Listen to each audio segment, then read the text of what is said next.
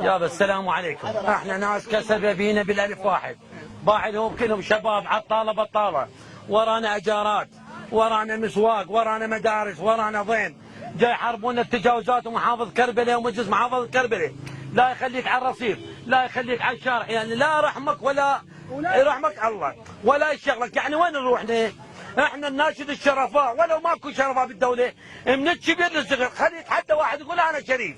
الشريف ينزل للمواطن بالشارع، عمي توبوا من هالشعب، ترى جعنا، واذا جعنا ماكو بيت عراقي ما بيه بندقيه، والحسين ما نطلع لكم لا بخشبه لا بوريه، لا نطلع لكم مع حسن سامع ولا نطلع لكم بنعان، نطلع لكم بالبنادق.